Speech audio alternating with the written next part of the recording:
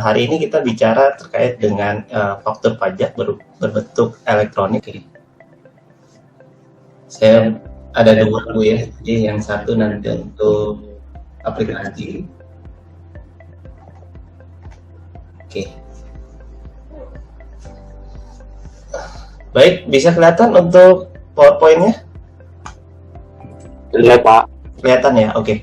Saya lanjut untuk hari ini materi e-faktur. Jadi e-faktur di sini adalah basisnya adalah elektronik.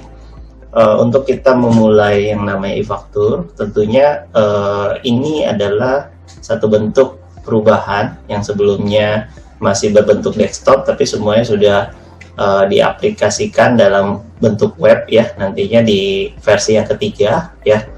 Jadi e-faktur sendiri outline-nya jika kita lihat di sini ada manfaat, dasar hukum, definisinya seperti apa, kemudian kewajiban membuat e-faktur seperti apa, kapan kita harus membuat e-faktur ya, kemudian jika ada pengganti ya dalam hal DPP ya, jumlah dari suatu faktur pajak misalkan angkanya berubah, deskripsi itemnya berubah, maka kita bisa lakukan yang namanya pengganti.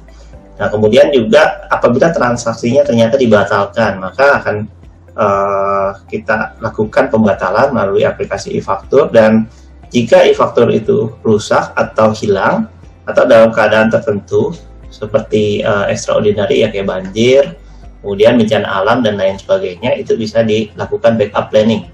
Ya, dalam hal pembuatan e-faktur sendiri nantinya kita akan lihat one by one informasinya seperti apa, mulai dari setup-nya, kemudian perbedaannya dengan faktur pajak kertas seperti apa, gambaran umumnya ya dalam aplikasi ini seperti apa, dan client application-nya. Oke.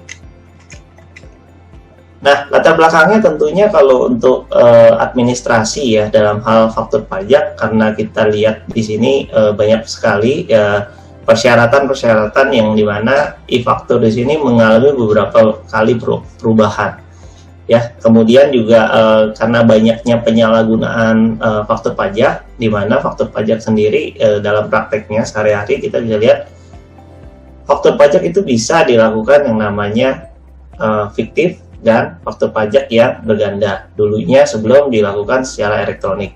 Nah, kemudian jumlah PKP yang aktif di Indonesia juga sudah cukup banyak ya, dan faktur pajak per tahun itu kurang lebih 200 juta dan SPT per tahun kurang lebih 2 juta ya, dimana kalau semuanya dilakukan secara manual sepertinya untuk kepatuhan dan pengawasan itu minim ya, karena jumlah pegawai Dirjen Pajak pun juga terbatas. Oke, nah manfaatnya sendiri bagi PKP ya tentunya kita nggak perlu print out lagi one by one ya SPT-nya, dan semuanya nanti berbentuk barcode ya, tanda tangannya diganti dengan barcode. Nah, makanya gunanya kita memiliki kemarin eFin untuk penggantinya tanda tangan elektronik ya. Kemudian itu jadi satu kesatuan dengan pelaporan SPT. Nah, tentunya dalam hal kita pelaporan, nah proteksinya di sini ada approval dari DJP, dan setiap kali kita membuat suatu faktur pajak harus ada validasi ya. Oke, kalau untuk DJP sendiri nanti ada validasi untuk PK dan PM. Nah, PK dan PM sendiri ini seringkali yang kita ketahui, PK ini adalah pajak keluaran dan PM ini adalah pajak masukan ya. Jadi kalau kita beli itu identiknya adalah pajak masukan, kalau kita jual identiknya adalah pajak keluaran. Nah, kemudian untuk mempercepat pemeriksaan, pelaporan, dan pembelian nomor seri faktur pajak, nah semuanya sudah dikemas dalam elektronik ya, Innova untuk nomor faktur pajak. Jadi kalau kita minta nomor seri faktur pajak, nah kita tinggal ke webnya ya. Kemudian ini implementasi roadmap-nya ya, ada perubahan-perubahan mulai dari 2013 sampai dengan 2016. Kemudian kalau untuk dasar hukum tentunya di sini ada pasal 13 untuk undang-undangnya, Undang-Undang PPN itu nomor 42 ya tahun 2009 ya. Jadi beberapa kali mengalami perubahan. Kemudian PMK-nya pasal 19. Kalau di sini beberapa ya ada PMK, Dirjen, kemudian Cap Dirjen. Nah, untuk penomoran ya nomor seri faktur pajak nanti kita akan belajar sama-sama ya. Nomor seri faktur pajak itu akan diberikan secara elektronik juga. Ya, yang pasti kita perlu yang namanya akun PKP dan sertifikat elektronik. Di mana semua pelaporan faktur pajak harus atas dasar approval. Oke.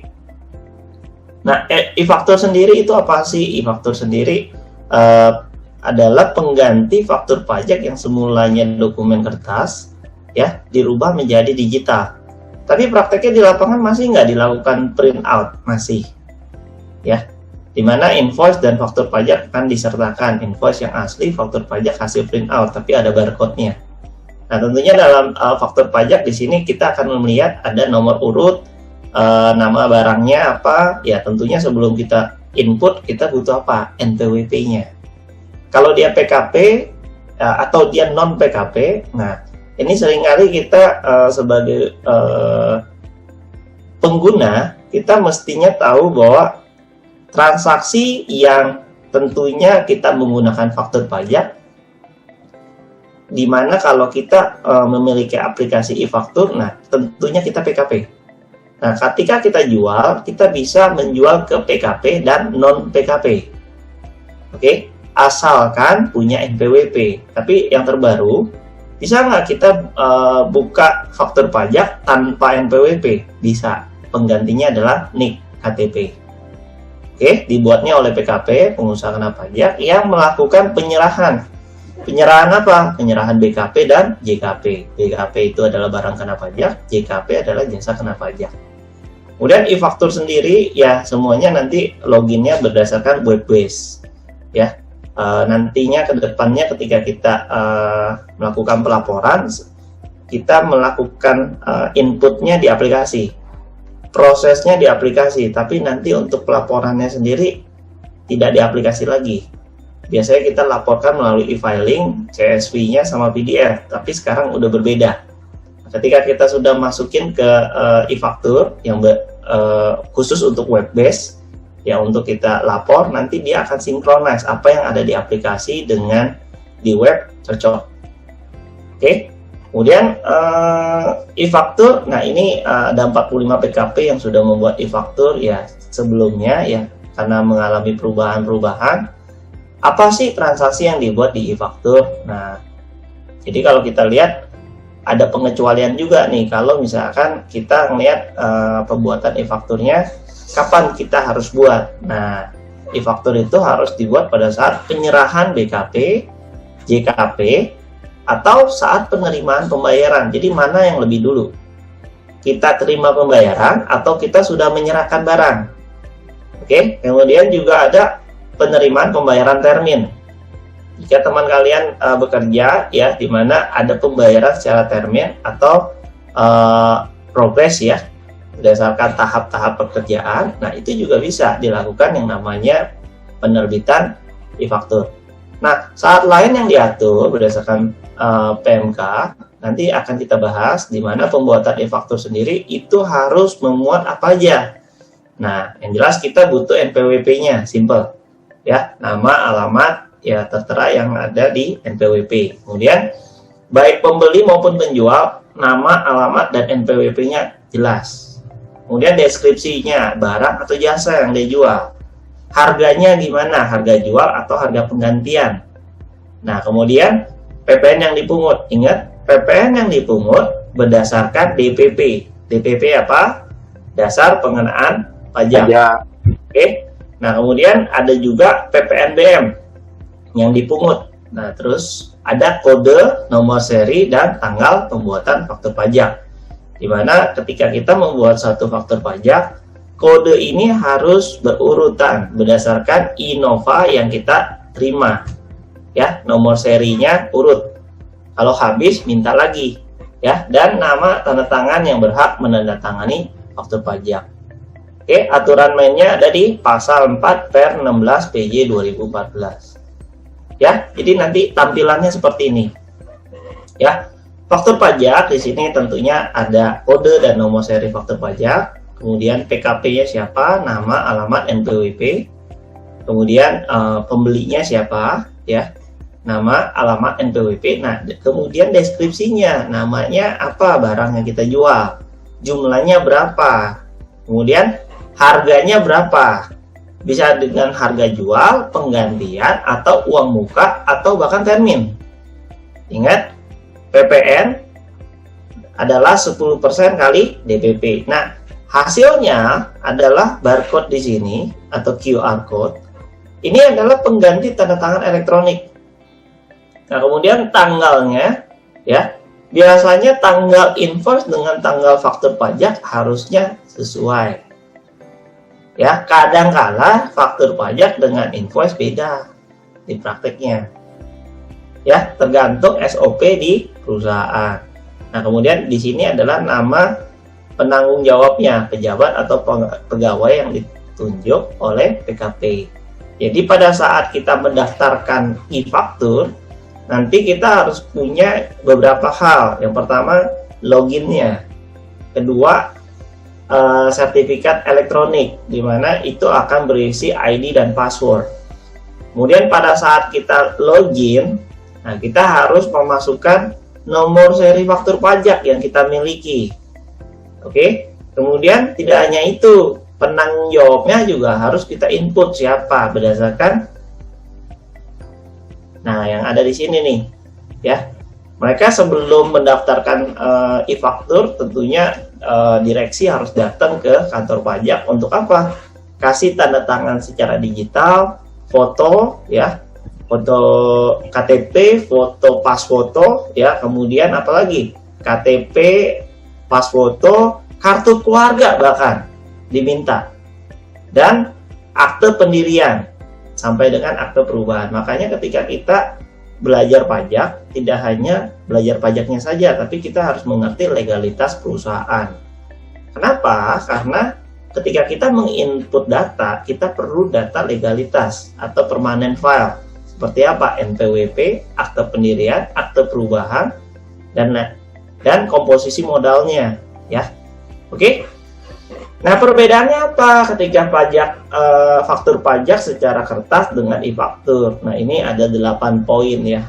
Intinya bagaimana formatnya, tanda tangan, bentuk, kemudian jenis transaksinya, kemudian prosedur, mata uang, ya. Kemudian pelaporan SPT-nya juga semuanya berbasis elektronik, ya.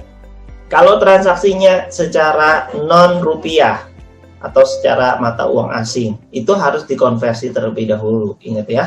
Jadi jangan sampai keliru ketika kita membuat faktur pajak, harus dikonversi terlebih dahulu ke rupiah sesuai dengan kurs Kementerian Keuangan. Nah, bagi kalian yang bekerja perusahaannya contoh forwarder terkait dengan impor, ada yang namanya PIB. Nah, ini akan juga masuk ke e-faktur. Ya, di mana penerimaan impor barang itu adalah bagian dari pembelian.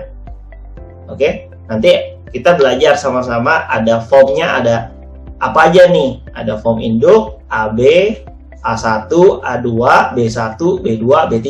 Nah, ini kita harus kuasain formnya. Karena kalau bentuk faktur pajak kertas, kita harus ngerti posisinya dia taruh di mana. Kalau kita jual, kalau kita beli posisinya di mana, kalau kita impor bagaimana, kalau kita ekspor seperti apa. Kalau dia ada PPN, kalau dia pakainya DPP nilai lain. Nah, nanti kita akan lihat ya. Oke, ini gambaran umumnya serangkaian pembuatan e-faktur di mana PKP mulai pembuatan faktur pajak dari yang manual menggunakan sistem.